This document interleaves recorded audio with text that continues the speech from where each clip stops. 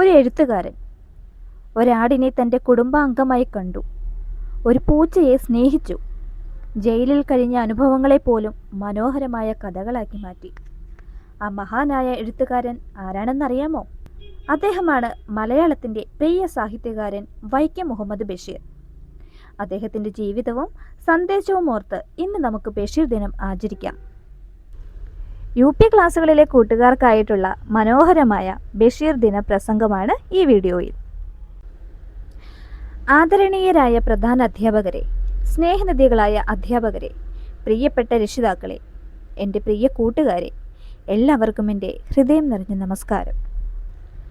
ഒരു മനുഷ്യൻ്റെ മഹത്വം അവൻ്റെ സമ്പത്തിലല്ല, മറ്റുള്ളവരോട് കാണിക്കുന്ന സ്നേഹത്തിലാണ്. ഈ മനോഹരമായ ചിന്തയോടെയാണ് ഞാൻ ഇന്നെൻ്റെ വാക്കുകൾ ആരംഭിക്കുന്നത്. ഇന്ന് നാം ഓർക്കുന്നത് മലയാള സാഹിത്യത്തിന് പുതിയൊരു ഭാഷയും പുതിയൊരു ഹൃദയവും സമ്മാനിച്ച മഹാനായ എഴുത്തുകാരൻ വൈക്കം മുഹമ്മദ് ബഷീറിനെ കുറിച്ചാണ്.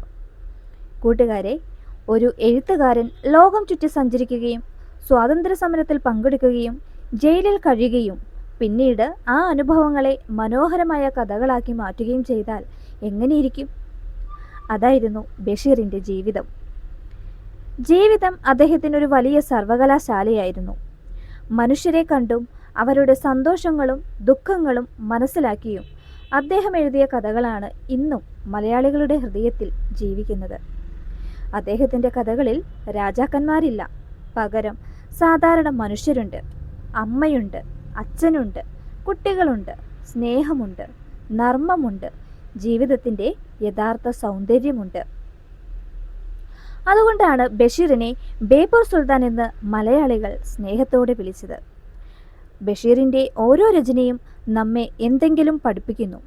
സ്നേഹിക്കാൻ, ക്ഷമിക്കാൻ, ചിരിക്കാൻ, പ്രതിസന്ധികളിൽ പോലും പ്രതീക്ഷ കൈവിടാതിരിക്കാൻ, പുസ്തകങ്ങളെ സ്നേഹിക്കാൻ.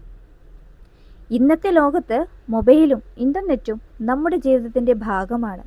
എന്നാൽ നല്ല പുസ്തകങ്ങൾ വായിക്കുന്ന ശീലം ഒരിക്കലും നഷ്ടപ്പെടുത്തരുത്. ഒരു നല്ല പുസ്തകം നമ്മുടെ ചിന്തകളെ മാറ്റിമറിക്കും. അതിന് ഏറ്റവും നല്ല ഉദാഹരണമാണ് ബഷീറിൻ്റെ രചനകൾ. പ്രിയ കൂട്ടുകാരെ, നമ്മൾ വലിയ ഡോക്ടർമാരും അധ്യാപകരും ശാസ്ത്രജ്ഞരും ഉദ്യോഗസ്ഥരുമാകാം. പക്ഷേ അതിനേക്കാൾ പ്രധാനമാണ് ഒരു നല്ല മനുഷ്യനാകുക എന്നത്. വിശക്കുന്നവർക്ക് ഒരു നേരത്തെ ഭക്ഷണം നൽകാൻ കഴിയുന്നവരാകണം. കരയുന്നവരെ ആശ്വസിപ്പിക്കാൻ കഴിയണം. പ്രകൃതിയെ സ്നേഹിക്കണം. മൃഗങ്ങളെയും പക്ഷികളെയും കരുതണം. സത്യസന്ധതയോടെ ജീവിക്കണം. അതാണ് ബഷീർ നമ്മെ പഠിപ്പിച്ച ജീവിത പാഠം.